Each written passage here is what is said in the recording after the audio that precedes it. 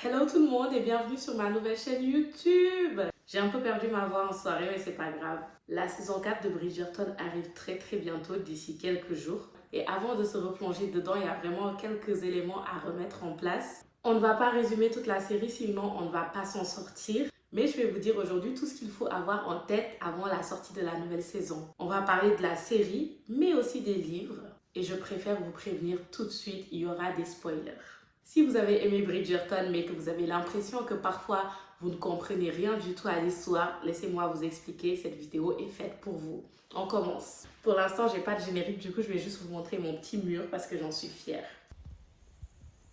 C'est parti. Pour parler de Bridgerton, on va revenir directement à la saison 1 parce que c'est là où tout a commencé. Dès le premier épisode, la série nous plonge dans une société où tout est codifié, tout est surveillé. Tout est commenté. On découvre la famille Bridgerton à travers les balles, à travers les réceptions et surtout à travers les yeux de Lady Whistledown. Daphné est directement désignée comme le diamant de la saison. Elle est belle, elle est douce, elle est polie et elle est parfaitement dans les codes de la société. Mais très vite, en fait, on nous montre dans la série que cette position de diamant-là, c'est un piège. Daphné est désirée, oui, mais elle n'est pas vraiment choisie pour ce qu'elle est vraiment. Elle est choisie parce que c'est le diamant, c'est la femme à avoir et puis c'est tout. Pendant les bals, Daphné ainsi que les filles sont évaluées comme des produits et pas comme des personnes. Dans les livres, par exemple, c'est raconté de manière beaucoup plus intime. Ça veut dire qu'on est un peu plus directement dans la tête de Daphné et on sait ce qu'elle ressent. On sent qu'elle est naïve, on sent qu'elle veut juste trouver le véritable amour. Du coup, la série montre la pression extérieure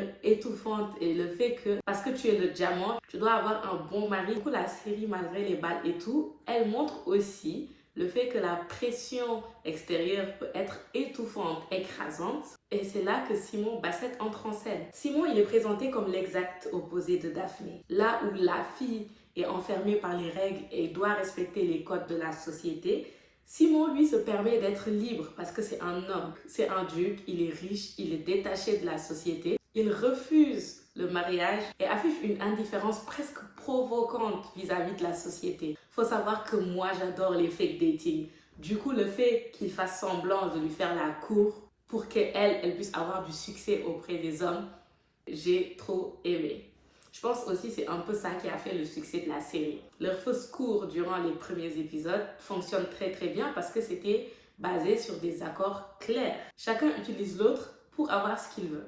Mais très vite, on nous montre aussi que cet arrangement est assez bancal. Parce que Daphné et le duc, ils sont obligés de passer du temps ensemble. Du coup, pendant les balles et tout, ils se rapprochent, ils discutent. Et en fait, ils se prennent à s'attacher l'un à l'autre. Dans les livres, par exemple, ce rapprochement, il est beaucoup plus rapide et beaucoup plus verbalisé. Simon est plus direct et est plus conscient de ce qu'il ressent. Dans la série, par exemple, il est beaucoup plus silencieux. C'est un choix de mise en scène qui rend leur relation beaucoup plus intense visuellement parlant, mais qui rend aussi Simon beaucoup plus difficile à comprendre pour les spectateurs. Ce qui me plaît dans la série, c'est que pendant que la romance de ce côté-là évolue, on a un peu un aperçu des autres personnages. Alors que dans les livres, on se concentre vraiment que sur le couple vedette. On a par exemple Penelope Featherington qui est présente depuis le début. Même si c'est en arrière-plan, elle est là. On montre à quel point elle observe la société et à quel point elle est invisible aux yeux de la société. C'est comme ça que la production a commencé à semer la graine de Lady Whistledown. Dans les livres, par exemple, Penelope est beaucoup plus âgée lors de son tome et elle s'est résignée à finir vieille fille, un peu comme Héloïse. La série insiste sur le fait qu'elle écrive parce que ça lui plaît, parce qu'elle veut fonder quelque chose. Mais dans le livre, on montre à quel point écrire devient un moyen de reprendre le pouvoir sur sa vie parce qu'elle ne décidait de rien du tout dans sa vie. Héloïse aussi agit comme un contrepoint permanent. Dès les premiers épisodes, elle juge toute la haute société, elle juge les filles, ses sœurs qui l'entourent. Elle est ouvertement contre le mariage, elle est contre les balles, elle est contre les conventions sociales. Et en fait, ces discussions avec Penelope sur Lady Whistledown ne sont pas anodines. Héloïse cherche une issue différente pour son histoire. Elle cherche un autre moyen de se montrer que à travers le mariage, parce qu'à l'époque, les filles était destinée que à se marier. Dans les livres, elle est beaucoup plus douce que dans la série, où elle est un peu plus ironique. Dans la série, elle est un peu plus radicale, un peu plus nerveuse, et elle est même en colère contre un monde qui ne lui laisse pas d'autre choix. Et cette colère, on la ressent depuis la saison 1, alors que même là, elle n'était pas encore le personnage principal. On revient sur Simon et Daphné. En fait, au fil des épisodes, Simon et Daphné atteignent un point où ils sont obligés de se marier. Et c'est là que la série prend un autre tournant encore une fois pour suivre la storyline des livres. La fameuse scène intime qui a été un débat mondial, je crois. Cette scène-là, elle est archi importante pour comprendre les limites de l'adaptation livre-film. Dans le roman, qui est le premier tome de la série Bridgerton, cette scène est écrite de manière beaucoup plus brutale. Il y a beaucoup plus de malaise autour de cette scène et il y a beaucoup plus de conséquences autour de cette scène parce qu'on considère que Daphné a forcé le duc alors qu'il ne voulait pas. Il voulait faire l'amour avec elle, mais il ne voulait pas sortir en elle, il ne voulait pas d'enfant et elle l'a forcé à le faire. Même si Simon lui a menti et a profité de sa naïveté, il lui a dit qu'il ne pouvait pas avoir d'enfant et pas qu'il ne voulait pas en avoir. Et rien ne justifie le fait que Daphné ait fait ce qu'elle a fait. Rien. Pour que ça passe mieux à l'écran, la série a choisi de faire passer ça pour un acte un peu plus romantique. Ils ont atténué la gravité de la chose et ce choix change la perception des personnages, la perception qu'on a de Daphné. C'est un point où la série et le livre ne racontent pas la même histoire. Le duc dans les livres en veut beaucoup plus à Daphné pour cet acte que dans la série. Simon, bien évidemment, dans les livres comme dans la série, après cet événement, il se referme davantage sur lui-même. Les épisodes suivants le montrent incapable d'exprimer verbalement sa douleur. Du coup, il fait ce que tous les enfants. Il s'en va. Les flashbacks avec son père prennent alors un tout autre sens. On comprend que le refus d'avoir des enfants n'est pas juste un simple choix. Et en fait, c'est un acte de vengeance qui est ancré en lui depuis qu'il est tout petit. Un acte de vengeance justement contre son père. Dans les livres, cette motivation est beaucoup plus claire et beaucoup mieux expliquée que dans la série où on aborde juste vraiment vaguement l'histoire avec son père. Mais c'est quand même frustrant pour nous qui regardons l'épisode. Pendant ce temps, on a des figures emblématiques comme Lady Danbury et Violette Bridgerton. Lady Danbury est présente dans les livres, mais elle est présente comme un peu la vieille dame qu'on fouille, la vieille dame à qui on essaye d'échapper dans les livres, alors que dans la série, elle a une place beaucoup plus importante. Chaque scène où elle intervient a une influence sur le déroulement des choses et sur les personnages. Et Violette, elle incarne une vision beaucoup plus idéalisée des mamans à l'époque, mais elle est aussi la maman qui pousse ses enfants à se marier comme toutes les mamans de la haute société. En tout cas, la saison 1 se termine sur une vision des choses un peu plus heureuse. Simon et Daphné réussissent à trouver un terrain d'entente. On découvre que Penelope est Lady Whistledown. Pour éviter les spoils, il faut savoir que dans les livres, on découvre que Penelope est Lady Whistledown que dans son propre tome. Ça veut dire qu'il faut attendre 4 livres. Je crois que la saison 1 de Bridgerton, c'est l'une des saisons que tout le monde adore parce que c'est le début de cette saga. Maintenant, on va parler de la saison 2 qui est sans doute la préférée de beaucoup de gens ici. Avant d'aller à la saison 2, il faut savoir que les Bridgerton ont été nommés par ordre alphabétique. On a Anthony, Benedict, Colin et ensuite on passe à Daphné, on passe à Héloïse, à Francesca, à Gregory, à Hyacinthe. Dans les livres comme dans la série, le tome de Daphné c'est le premier, mais le livre après Daphné suit l'ordre alphabétique, du plus âgé au plus jeune. Alors que la série mélange un peu tout. Par exemple, on a eu le tome de Colin avant celui de Benedict. La saison 2 de Bridgerton change un peu plus de DA. On n'est plus sur l'amour sur le conte de fées. Les enemies to lovers, je sais que beaucoup adorent ça. Vous êtes toxiques, moi je vous le dis, mais c'est ok. Anthony Bridgerton à la saison 1, il est présenté comme le grand frère chiant.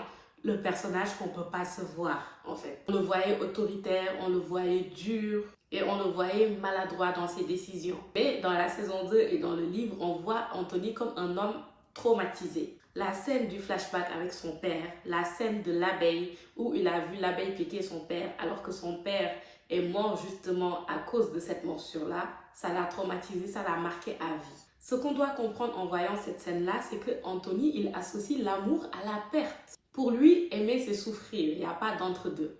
Et c'est pour ça que dès le premier épisode, il décide de se marier sans amour. Ça l'a loupé. Dans le livre, cette décision est un peu plus expliquée, surtout qu'il a peur de mourir jeune comme son père. La série décide de montrer ça d'une autre manière en transformant cette peur-là par des réactions disproportionnées. Et moi, je dis que honnêtement, ce côté-là est plutôt réussi. Au lieu de nous dire ce que Anthony ressent, on nous le montre directement. Avec l'arrivée de Kate et Edwina Sharma, la dynamique change complètement. Kate est considérée aux yeux de la société comme une vieille fille, alors que sa sœur est vraiment en train de faire ses premiers pas dans la haute société. Kate n'est même pas introduite comme une belle femme dans les livres. Elle est introduite comme une femme en contrôle, une femme protectrice, une femme lucide. Qui voulait une femme lucide à cette époque-là?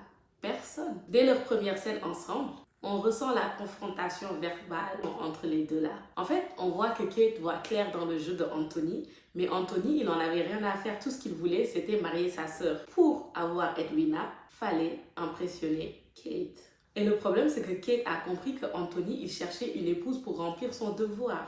Et c'est pour ça qu'elle s'opposait autant à ce mariage-là. Dans la série, cette opposition est presque physique. On a des scènes à cheval, les regards, les silences, les confrontations. On ressent une tension constante qu'on adore entre Kate et Anthony. Dans le livre, leur relation elle est beaucoup plus discrète et leur confrontation aussi. Contrairement à elle, sa sœur Edwina est présentée comme une femme douce, innocente, elle est une femme idéalisée. Et Edwina croit sincèrement au mariage romantique. Et sincèrement, pour moi, la scène de la demande de mariage à Edwina, plus le mariage qui a été avorté, pour moi, c'est la scène la plus douloureuse de toute la saison 2 de Bridgerton. Parce que c'était pas nécessaire en fait. Edwina ne méritait pas ce que Anthony et Kate ont fait. Elle ne méritait pas d'être la conséquence de leur histoire d'amour.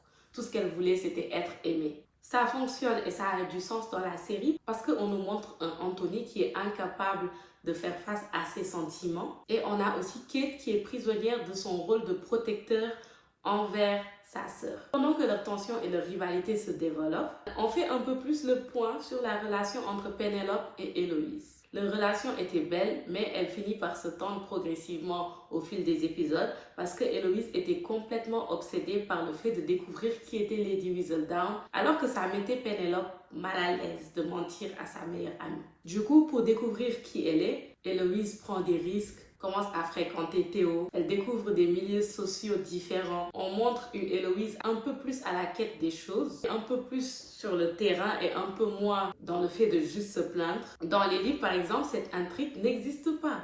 Mais dans la série, c'est un choix central qui a mis beaucoup de tension dans l'amitié de Héloïse et de Penelope. On montre aussi comment Penelope menait sa double vie entre Penelope Featherington et Lady Whistledown. Et à la fin de la saison, avec sa révélation de son secret à Héloïse, ça marque un point de non-retour à leur amitié. Colin, quant à lui, n'est pas vraiment un personnage important dans les 2 premières saisons. On le montre qui aime voyager, on montre ses petites discussions avec sa famille et on montre aussi la fameuse scène où il tient des propos blessants envers Penelope. Et le pire dans tout ça, c'est que Penelope l'entend. Ce moment est aussi un moment déterminant dans les livres parce que c'est une scène qui reste fidèle au livre. Et c'est une scène qui brise complètement l'opinion que Penelope avait parce que Penelope est amoureuse de Colin depuis qu'elle est toute petite. Certains spectateurs n'ont pas beaucoup fait attention à cette scène-là alors que c'était vraiment une scène beaucoup trop importante pour la saison 3. La saison se termine finalement sur l'acceptation des sentiments entre Anthony et Kate et la série nous montre un moment intense entre ça, le discours de Anthony. C'était incroyable. On montre un Anthony qui est enfin capable d'exprimer ses sentiments, d'exprimer ce qu'il ressent. Même si cela arrive après beaucoup de frustration, ça arrive quand même. Personnellement, c'est quelque chose que j'ai aimé et que j'ai détesté à la fois parce que parfois la série fait trop souffrir ses personnages pour une décision qui sera inévitable dans tous les cas. On sait qu'ils vont finir ensemble, il faut juste savoir poser le comment et le quand. Maintenant, on passe à la saison la plus détestée de Bridgerton, pourtant l'une de mes saisons préférées, la saison 3. Par rapport aux autres saisons où les 2 protagonistes doivent apprendre à se connaître, eh bien la saison 3, Penelope et Colin se connaissent depuis qu'ils sont tout petits. Ils ont grandi ensemble et c'est pour ça que Colin voyait Penelope comme sa sœur. Du coup, on n'est pas dans l'illusion du conte de fées. Les bases sont déjà posées depuis la première saison. Penelope, elle est vue comme la fille dans la haute société dont personne ne veut vraiment. Elle est humiliée socialement. Elle ne s'entend plus avec sa meilleure amie Héloïse. Et surtout, elle a été blessée par Colin. La série n'a pas besoin de nous expliquer à nouveau toutes ces bases parce qu'elles ont déjà été posées et tout le monde le sait. Du coup, au fur et à mesure des épisodes, on voit Penelope changer. Comme elle n'est plus sous le contrôle de sa mère, on la voit s'habiller un peu comme elle veut. Et ce changement ne s'arrête pas au niveau de l'esthétique, c'est vraiment aussi dans sa tête. La scène où elle explique qu'elle doit à tout prix trouver un mari, c'est pas parce qu'elle en a besoin, c'est vraiment parce qu'elle est désespérée. Dans le livre, par exemple, cette décision arrive plus tard et même presque n'arrive pas parce que dans les livres, Penelope et Colin s'allient tous les deux pour chercher Lady Whistledown. Et c'était un défi de Lady Danbury qui avait proposé une récompense à la personne qui allait trouver Lady Whistledown. Et Penelope et Colin s'étaient alliés justement pour chercher Lady Whistledown, alors que c'était elle. Du coup, dans les livres, elle est beaucoup plus âgée, alors que dans la série, elle est un peu plus jeune. Mais la série fait le choix de nous montrer une jeune fille qui ne veut pas rester invisible. Elle l'est aux yeux de toute la haute société, mais elle refuse de l'être vis-à-vis de sa plume, vis-à-vis de Lady Whistledown. Du coup, Colin revient, il est hyper beau comme ses frères, mais la série nous montre quand même un autre Colin. Un Colin qui aide Penelope à avoir des prétendants. On a des moments où il lui apprend à avoir de la conversation. Il lui montre comment se mettre en valeur pendant les bals. Ces scènes ne sont pas décrites comme ça dans les livres, donc ça change un peu. Dans les livres, l'attachement de Colin pour Penelope arrive au fur et à mesure qu'ils passent du temps ensemble pour découvrir la vérité sur Lady Whistledown. On nous montre qu'il tombe progressivement amoureux d'elle. Ça se sent. Alors que la série nous montre un Colin qui tombe brusquement amoureux de Penelope, alors que de base, ça n'avait pas été le cas. Ils n'ont pas assez développé le fait que Colin était en train de tomber amoureux de Penelope. Il y avait les regards, il y avait les rapprochements, mais c'était tout. C'était pas aussi explicite que dans les livres. Ayant lu tous les livres avant d'avoir regardé la série, je ne comprends pas la haine que les gens ont envers Colin et Penelope Bridgerton. C'est l'un de mes livres préférés de toute la saga et j'ai adoré regarder leurs films, mais les gens n'étaient pas assez hypés parce que pour eux c'était pas assez intense, c'était pas assez Kate et Anthony, c'était pas assez Daphné et le Duc. Alors que là on est sur un Friends to Lover, le rythme est beaucoup plus lent, le rythme est beaucoup plus sain. Et la saison 3 est assez cruelle à ce niveau-là parce qu'on montre une Penelope qui a beaucoup plus confiance en elle alors que Colin devient beaucoup plus instable. On a conscience qu'il est en train de tomber amoureux, on le voit ressentir de la jalousie, on le voit évoluer. Mais dans les livres, on est beaucoup plus dans la tête de Colin, on sait beaucoup plus ce qu'il ressent. Surtout que Colin est après Benedict dans les livres, du coup, c'est le troisième frère. Il ressent ce poids d'être ce troisième frère-là, il ressent ce poids que Anthony et Benedict se sont déjà trouvés. Grégory, c'est encore un petit. Et lui, vis-à-vis de la société, c'est le troisième frère. C'est le frère qui ne sait pas ce qu'il doit faire de sa vie. C'est aussi le frère qui se cherche encore, qui ne sait pas où il va, qui ne sait pas ce qu'il fait. Tout ça, c'est montré dans la série, mais ce n'est pas expliqué, d'où le fait qu'il y a des gens qui détestent Colin. C'est un choix qu'a fait la série et c'est un choix qui divise parce qu'il y en a qui comprennent et il y en a d'autres qui ne comprennent pas la scène de la calèche. J'attendais tellement cette scène dans le film et la série reprend telle quelle un peu visuellement la scène, mais pas émotionnellement. Je m'explique. Dans la série, cette scène est un peu comme une libération, un peu un moment où le désir entre les deux explose, alors que dans le livre, c'est un moment de confrontation. La confrontation dans les livres est beaucoup plus forte que dans la série. On est sur la découverte que Penelope est Lady Whistledown par Colin. Dans la série, on divise un peu le fait que Penelope est Lady Whistledown et le désir que Colin ressent pour elle, alors que dans la série, ça se chevauche un peu. Par exemple, ma scène préférée dans le livre, c'est quand Colin débarque chez les Featherington pour expliquer justement pendant leur réunion de famille qu'il veut épouser leur fille. On ne nous a pas montré cette partie-là où Colin défendait vraiment Penelope devant sa famille et qu'il a confronté la famille de Penelope pour qu'ils arrêtent de traiter Penelope comme ils le faisaient. On ne ressent pas toute cette tension-là dans la série. Parce que oui, Penelope se sentait vraiment mal. Elle n'était pas traitée de la même manière que ses sœurs. Et c'est vraiment quelque chose qui agaçait Colin. On voit aussi Penelope et Héloïse qui n'arrivent plus à s'entendre. Il y a beaucoup de non-dits entre elles. Dans les livres, Héloïse n'en veut pas autant à Penelope. Carrément, elle fait partie des personnes qui l'ont soutenue directement quand elle a annoncé à la haute société qu'elle était Lady Whistledown. Après, c'est un peu plus réaliste dans la série parce qu'on montre que certaines trahisons ne se règlent pas seulement avec une petite excuse. La scène où il réalise qu'il est amoureux de Penelope n'est pas aussi spectaculaire que les gens l'attendaient. Dans le livre, Colin est beaucoup plus passionné et beaucoup plus affirmé que dans la série. Dans tous les cas, moi, le développement de Colin dans la série, c'est quelque chose que j'ai trouvé à la fois intéressant est quand même un peu frustrant parce que j'avais beaucoup d'attentes vis-à-vis de son livre, mais c'était pas horrible non plus. Je ne comprends pas la haine gratuite que reçoit Penelope et Colin. Colin est un homme qui apprend à aimer sans dominer l'autre. Tout ce que je peux vous dire, c'est que la saison 3 est une saison qui repose beaucoup plus sur l'identité, sur ce que chacun voulait faire, sur les rêves de Colin, sur ses passions. Et en plus, les deux sont reliés par cette passion-là de l'écriture. Colin aime écrire sur ses voyages, Penelope aime écrire sur ce qu'elle voit, ce qui l'entoure. En tout cas, là, on attend la saison 4 et c'est la saison de Benedict Bridgerton. Je pense que c'est le frère Bridgerton le plus attendu depuis le début de la saga Bridgerton. On est sur une histoire un peu Cendrillon. J'ai regardé le premier épisode en avant-première et je peux vous dire qu'il est incroyable. On ressent déjà la tension entre les personnages, alors que c'est que le début. En tout cas, j'ai été ravie de tourner cette première vidéo pour vous. J'essaye encore de m'améliorer, que ce soit au niveau de la caméra, au niveau du son. N'hésitez pas à vous abonner sur mon TikTok et à vous abonner ici sur YouTube. Je vais essayer de faire beaucoup plus de contenu comme ça, du contenu intéressant, du contenu où on parle beaucoup plus des séries parce que sur TikTok, on n'a pas forcément le temps. Pour une première vidéo YouTube, je suis archi satisfaite. En tout cas, je vous fais de gros bisous. Bisous!